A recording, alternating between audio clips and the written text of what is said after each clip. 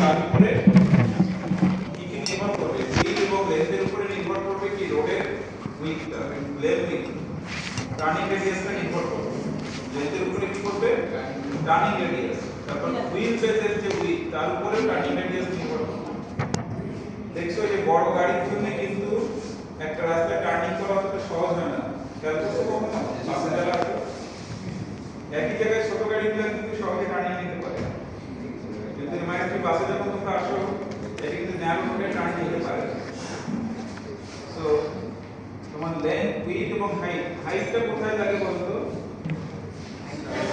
পাহাড়ি অঞ্চলে রাইট এমন কিছু কিছু জায়গায় কিন্তু সহজে ধর পার্কিং এরিয়া বেসমেন্ট পার্কিং যখন হয় তখন যদি হাইট ক্লিয়ার সাফিসিয়েন্ট না থাকে সব গাড়ি কিন্তু ভিতরে যেতে পারে না তাই না তাছাড়া কিছু কিছু রোডে দেখবে আলাদা বাস দেওয়া থাকে যে এই হাইটের উপরে যেতে পারবে না সো এটা কোথায় দিবা এই ডিপেন্ড এটা নির্ভর করে হাইটের উপরে তাছাড়া height also decide perception time PID time height বেশি হলে তার পিআইডি টাইম কম লাগবে সে অনেক দূরের থেকে অবজেক্ট দেখতে পাবে ওয়েট এন্ড অ্যাক্সেল কনফিগারেশন এটা কাকে এফেক্ট করবে একটা গাড়ির ওয়েট কত এবং তার অ্যাক্সেল কনফিগারেশন কত বাকি এটা কোন জিনিসকে এফেক্ট করবে রাইট রোডের যে স্ট্রাকচারাল ডিজাইন আর রোডের যে স্ট্রাকচারাল ডিজাইন হবে সেটাকে এফেক্ট করবে তাই না আমি যে রোড পেভমেন্টটা তৈরি করব তার স্ট্রেংথ কত হতে হবে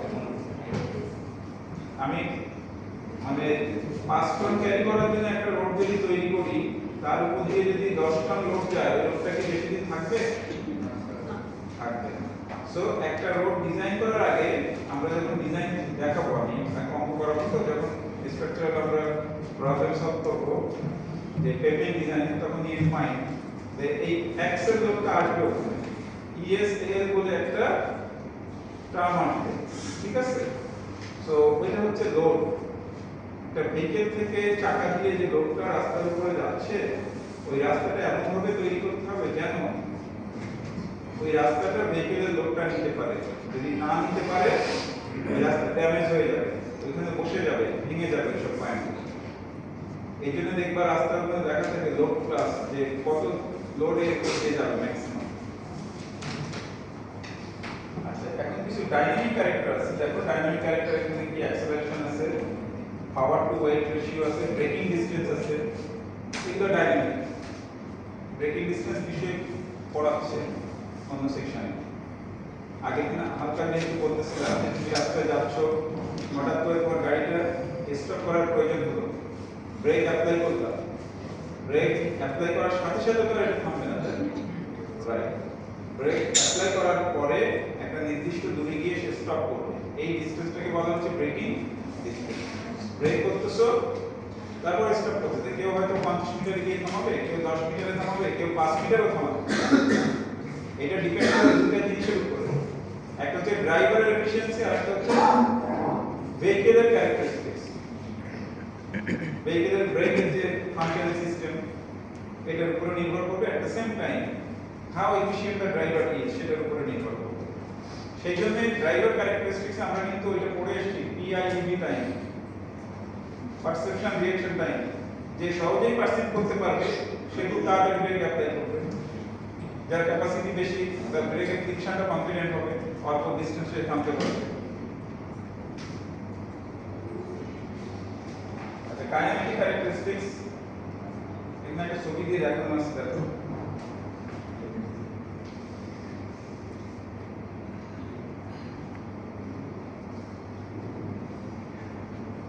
রোলিং রেজিস্ট্যান্স তো বলো কার্ভ রেজিস্ট্যান্স তো বলো রোলিং তো আমি বলছি যে রাস্তাটা আমাদের ক্যান্টনমেন্টের মধ্যে যে রাস্তা মেইন করে প্লেন ল্যান্ড যখন আপ ডাউন হচ্ছে আমরা এটাকে রোলিং বলবো তো প্লেন ল্যান্ডে যে রেজিস্ট্যান্স দিবে যখন একটু উপরে উঠবে তখন রেজিস্ট্যান্সটা ডেফিনেটলি বেশি হবে তো রোলিং রেজিস্ট্যান্স একটা টার্ম কার্ভ রেজিস্ট্যান্স হচ্ছে আরেকটা টার্ম কার্ভ ভিতরে আমরা যখন কার্ড নেই তোমরা ব্যাংকিং শিখছো না এখন আমরা এটাকে কি বলি সুপারএলিভেশন বলি সুপার এলিভেশন বলি। সুপার এলিভেশনটা যখন আমরা ডিটারমিন করি সুপার এলিভেশন কতটুকু হবে, তার মধ্যে কি কি টার্ম আছে বলো তো? 50 ডিগ্রি সুপার এলিভেশন কে এফেক্ট করবে? স্পিড, অ্যাঙ্গেল, ভেলোসিটি, রেডিয়াস, আর কি ফ্রিকশন। হাইটটাই তো সুপার এলিভেশন। সুপার এলিভেশন কম হবে না বেশি হবে নির্ভর করবে কি? যদি স্পিড বেশি হয় সুপার এলিভেশন কি হবে? বেশি হবে, তাই না? রেডিয়াস যদি বেশি হয় সুপার এলিভেশন বেশি হবে না কম হবে? কম হবে।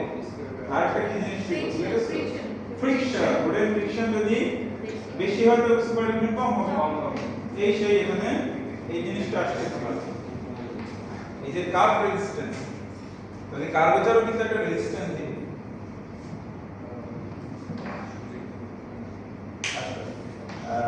যেহেতু ভেহিকেল ক্যারেক্টারিস্টিক্সটা অথবা ভেহিকেল এলিমেন্ট রোড ডিজাইনকে এফেক্ট করে, আরেকটু দেখতে আমরা যাচ্ছি। অ্যাশটো আমেরিকান অ্যাসোসিয়েশন কি কে বলতে পারবে? Of state highway and transportation officials. Okay, so AASHTO এটা তোমাদের অবশ্যই জানতে হবে, এটা কমন সেন্স। বেশ কিছু জিনিস তোমরা যখন পড়বা এসিআই, এএসপিএম, এএসসি, অ্যাশটো এগুলো জানতে হবে। বেসিক জিনিস এগুলো মুখস্থ করার কিছু অটো জেনে যাবে। আচ্ছা, আমাদের যে ব্রিজ এবং রাস্তাঘাট যখন ডিজাইন করি তখন মোস্টলি এই অ্যাশটো গাইডলাইন থাকে। আমরা যখন ম্যাটেরিয়াল নিয়ে ডিল করব তখন আসবে ASTM, American standard testing material. যখন কনক্রিট নিয়ে ডিল করব এসিআই, আমেরিকান কনক্রিট ইনস্টিটিউট। ঠিক আছে? সিমিলারলি তোমার আমাদের বিএসসি ক্লাসে তোমরা সবাই জানো। এখন অ্যাশটো যে ডিজাইন ভেহিকেল, অ্যাশটো পুরো ডিজাইন ক্লাসকে চারটা ভাগে ভাগ করছে। একটা প্যাসেঞ্জার কার, বাস, ট্রাক, রিক্রিয়েশন ভেহিকেল, বাইসাইকেল একটা আছে এখানে। সো এই পাঁচ ক্যাটাগরিকে আমরা ডিজাইন ভেহিকেল হিসেবে কনসিডার করি।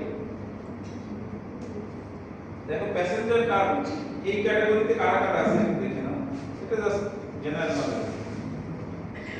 তারপর বাসের মধ্যে কোন কোন বাস আমরা কনসিডার করব? ট্রাক, ছোট ট্রাক, সেমি ট্রাক, বড় ট্রাক। এই যে ভাগ করা হলো, এই ভাগের মধ্যে মানে কেন ক্যাটাগরি করা হলো? যখন আমি যে প্যাসেঞ্জার কারের জন্য আমি একটা রাস্তা ডিজাইন করব তখন দেখতে হবে প্যাসেঞ্জার কারে কারা কারা ইনক্লুডেড। ওইটার মধ্যে সবচেয়ে বড় যেটা সেটা যদি আমি কনসিডার করি তাহলে ওই গ্রুপের যত ভেহিকল আছে সে অ্যাকোমোডেট করতে পারবে, তাই না? তো সেটা যেটা আমরা কনসিডার করে রোড ডিজাইন করব সেটার নাম হচ্ছে ডিজাইন ভেহিকল। সেটাকে আমরা কি বলবো? Design vehicle. আমরা যখন এরকম লোড বিল্ডিং তৈরি করি তখন ডিজাইন লোড বলে একটা টার্ম আছে, যে ডিজাইন লোড কত। ঠিক আছে? সিমিলারলি রাস্তা যখন করব তখন রাস্তার একটা ডিজাইন ভেহিকল থাকতে হবে, এই ভেহিকলের জন্য থাকবে। আবার একটা ডিজাইন স্পিডও থাকবে, যে কত স্পিডের জন্য আমি রাস্তাটা ডিজাইন করব, কোন ভেহিকল নেওয়ার জন্য রাস্তাটা ডিজাইন করব, ওই ভেহিকলটাকে আমরা নাম দেব ডিজাইন ভেহিকল। এটা কিন্তু ইম্পর্টেন্ট, ডিজাইন ভেহিকল কি। ঠিক আছে? What should be the design vehicle? পড়ো তো, what should be the design vehicle? Design vehicles have dimensions or operating characteristics that are critical and will control the design and/or operation of the roadway. Sinam, have you understood? এই সেন্টেন্সটাকে বুঝতে পেরেছো সবাই?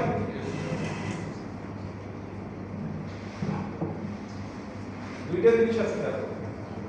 Design vehicle এমন একটা vehicle হবে যার dimension এবং যার অপারেশন ক্যারেক্টারিস্টিক্স বেস করে রোডটা ডিজাইন করতে হবে।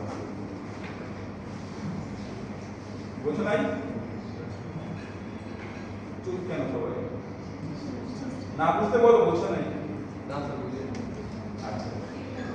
বলছে ডিজাইন ভেহিকলের ডাইমেনশন এমন একটা ডাইমেনশন যে ডাইমেনশন দিয়ে রোডটা ডিজাইন করতে হবে। যে ডিজাইন ভেহিকল মনে করো উইডথটা হচ্ছে 8 ফিট, লেন্থ হচ্ছে মনে করো 40 ফিট। তাহলে আমি যে রাস্তাটা তৈরি করব বা যে লেনটা অ্যাসাইন করব সেই লেনটা 8 ফিট উইথের যে কোনো ভেহিকল সে অ্যাকোমোডেট করতে পারবে, at the same time 40 feet লেন্থের ভেহিকল সে অ্যাকোমোডেট করতে পারবে। কাজে ওই রাস্তা আরেকটা অংশ অপারেটিং ক্যারেক্টারিস্টিক্স, ওই ভেহিকলটার স্পিড কত, ওই ভেহিকলটার অ্যাক্সিলারেশন ডিসিলারেশন ক্যাপাসিটি কি, এই যে অপারেশন ক্যারেক্টারিস্টিক্স গুলো আমাকে ওখানে কনসিডার করতে হবে। এইটা কনসিডার করে একটা রোড ডিজাইন করতে হবে। রোড ডিজাইনের কি কি অংশ? প্রথমে জিওমেট্রিক ডিজাইন হবে, আর একটা হবে কি স্ট্রাকচারাল ডিজাইন। তো জিওমেট্রিক ডিজাইনকে অ্যাফেক্ট করবে ডাইমেনশন, জিওমেট্রিক ডিজাইনকে অ্যাফেক্ট করবে ডাইমেনশন এবং অপারেটর ক্যারেক্টারিস্টিক্স অলসো। যেমন তোমরা যখন ব্যাংকিং দাও সুপার এলিভেশন, একটু আগেই বলে আসছো যে ভেহিকলের স্পিডটা কতটুকু আমি দিব সুপার এলিভেশন সেটা নির্ভর করবে, অথবা কাপ কতটুকু কমাবো বাড়াবো সেটা নির্ভর করবে কার উপরে? স্পিডের উপরে। এটা অপারেশন ক্যারেক্টারিস্টিক্স। আবার দেখো টার্নিং রেডিয়াসটা ডিপেন্ড করে কার উপরে? ভেহিকলের লেন্থের উপরে, তাই না? লেন্থের উপরে। সো ওটা একটা ক্যারেক্টারিস্টিক্স। তার মানে তোমার জিওমেট্রিক ডিজাইন কিন্তু এফেক্ট করতেছে কে? ডিজাইন থেকে। ডিজাইন থেকে will decide what should be the geometric design of highway. এখন আসো তোমার ডিমেনশন, এর মধ্যে আমি কি করতে পারি? ওই ভেহিকলের যখন সাইজটা ডিসাইড হয়ে যাবে, ওই ভেহিকলের একটা লোড আছে একটু আগে যেটা বলে আসলাম, ভেহিকলের লোড এবং acceleration deceleration will decide what? Structural design. আমি যে রাস্তা করব, রাস্তাটা কি দিয়ে করব? স্টোন দিয়ে করব না কোয়া দিয়ে করব নাকি অন্য কোনো আইটেম দিয়ে করব? আরসিসি করব কিনা? এটা রিজিড হবে না ফ্লেক্সিবল হবে? এটা ডিপেন্ড করবে কার উপরে? স্ট্রাকচার না, এটাই তো স্ট্রাকচারাল ডিজাইন। বা ডিপেন্ড করবে কি ভেহিকলের লোড, অ্যাক্সেল লোডের উপরে। কত লোডের ভেহিকল এই রাস্তা ক্যারি করবে, তাই না? তার মানে তোমাকে একটা ভেহিকল ডিসাইড করতে হবে যে এই রাস্তাটা এই ভেহিকলের জন্য আমি তৈরি করব। সেই ভেহিকলের ফিজিক্যাল ডাইমেনশন এবং অপারেশন ক্যারেক্টারিস্টিক্স ডিসাইড করবে রাস্তাটা কেমন হবে। আমি কি বুঝাতে পারলাম? একটা রাস্তা যখন তৈরি করবে কার জন্য করতেছো? ভেহিকলের জন্য। তাহলে সেই ভেহিকলের সাইজ কি হবে, সেই ভেহিকলের স্পিড কি হবে, এটসেট্রার উপরে, সেই ভেহিকলের টোটাল লোড কত, তার উপরে কি রাস্তাটা ডিজাইন হবে না? নাকি যেরকম একটা রাস্তা তৈরি করলে তার উপর দিয়ে ট্রাক বাস সবকিছু যেতে পারবে? তাহলে ওই জিনিসটা, ওই ভেহিকলটাকে আমি কি বলবো? ডিজাইন। যে ভেহিকলের উপর ডিজাইন হবে, রাইট। যে ভেহিকলের উপর বেস করে রাস্তাটা ডিজাইন করবে, that is called design vehicle.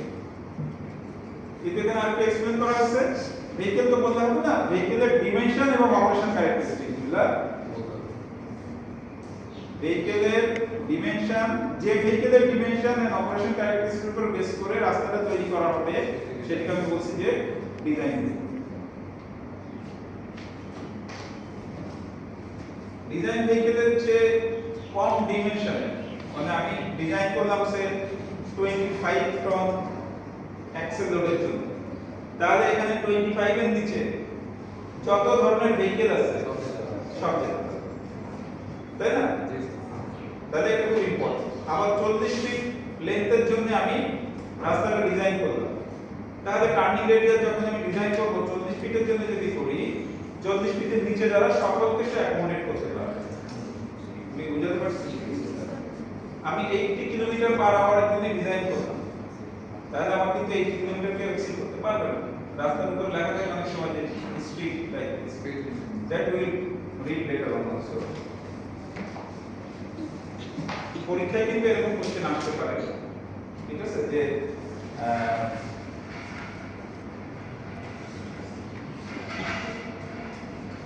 আমি এগুলো বললাম, এখানে একটা ব্যাখ্যা করা আছে। দেখো এখানে একটু জিনিস বলা আছে যে লেন্থ, বাম পাশে একটু ভেহিকল ক্যারেক্টারিস্টিক্স, ভেহিকলের লেন্থ কি কি জিনিসকে এফেক্ট করবে, ডান পাশে আছে। বলো তো ভেহিকলের লেন্থ কাকে এফেক্ট করবে? Transit station platform. এটা কি বুঝতে পেরেছো সবাই? সিদ্ধাম, ভেহিকলের লেন্থটা কোন জিনিসের ডিজাইনকে এফেক্ট করবে, এটা কি বুঝতে পেরেছো সবাই? হ্যাঁ, ইয়েস স্যার। ওকে। নেক্সট বলো তো ভেহিকলের যে উইথ, সেই উইথটা The lane width, parking stall width, lateral clearance. এটা কি বুঝতে পেরেছো সবাই? হ্যাঁ, So lateral clearance. Lateral clearance. তুমি মনে করো পার্কিং যেখানে যাচ্ছ ল্যাটারাল সাইডে তুমি একটা লেন দিয়ে করতেছো, ভেহিকলের উইডথ হচ্ছে মনে করো 6 ফিট, তুমি কি 6 ফিটের জন্য লেন ইউজ করবা? একটা সাথে আরেকটা লেগে যাবে, তাই না? সো ল্যাটারাল একটা ক্লিয়ারেন্স এখানে রাখতে হবে, সেটা উইথের উপরে ডিপেন্ড করবে। নেক্সট তুমি বলো 3 নাম্বারটা কি না এখানে height. So vertical clearance minimum vertical of one length. Self explanatory. Next পিছনে বলো wheel base. Wheel base, wheel base কি? ভেহিকল যতটুকু চওড়া, আমাদের ভেহিকলের যে হুইল আছে, চাকা আছে, সেই চাকাটি চাকা ডিসটেন্সটি সমান কম থাকে, সেটাকে আমরা হুইল বেস ডিসটেন্স বলি। সেটা ওয়েট আমি বললাম, এক্সেপ্টেন্স বললাম, স্পিড, এটা সেলফ এক্সপ্লেনেটরি। এখন আসো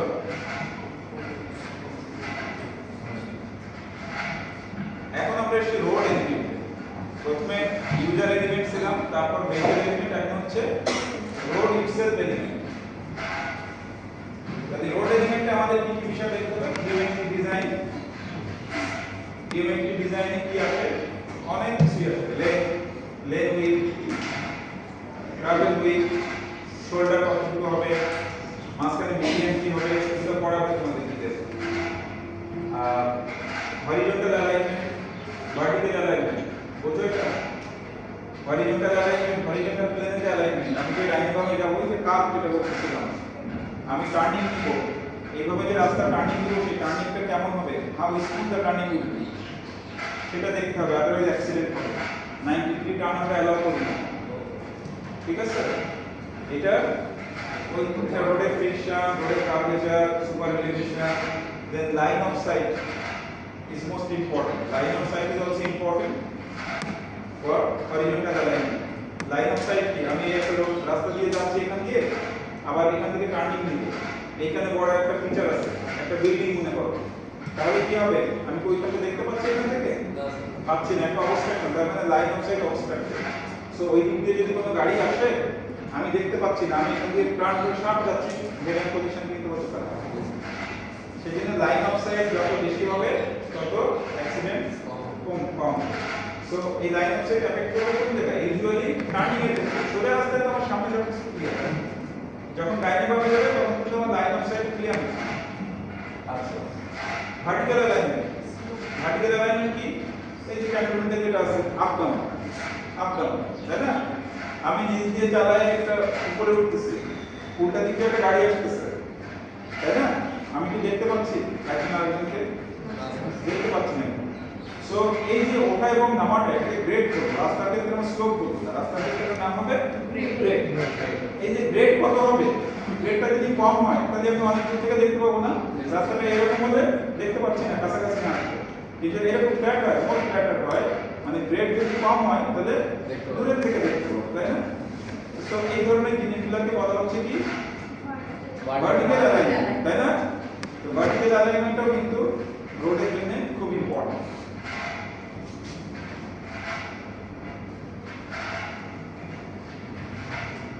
অ্যাটমসফিয়ার এন্ড ন্যাচারাল কন্ডিশনটাও খুব ইম্পর্টেন্ট। দিন রাত, বৃষ্টির সময়, রেইন সিজন, ড্রাই সিজন, এটা খুব ইম্পর্টেন্ট রোডে।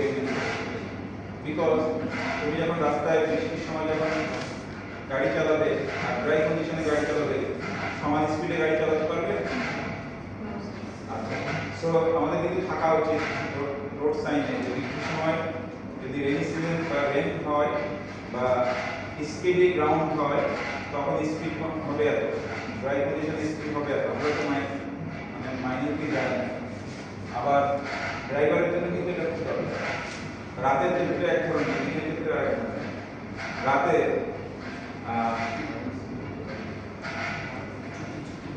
যেমন রাস্তায় আমরা রোড মার্কিং করি না, রোড মার্কিং কি রাতে দেখা যাবে? যদি ব্ল্যাক রোড মার্কিং করি রাতে দেখা যাবে? রেড দেওয়া যায়। আচ্ছা, আবার যদি রাস্তাটা 2 ইঞ্চি পানিতে ডুবে থাকে তাহলে রোড মার্কিং দেখা যাবে? দেখা যাবে।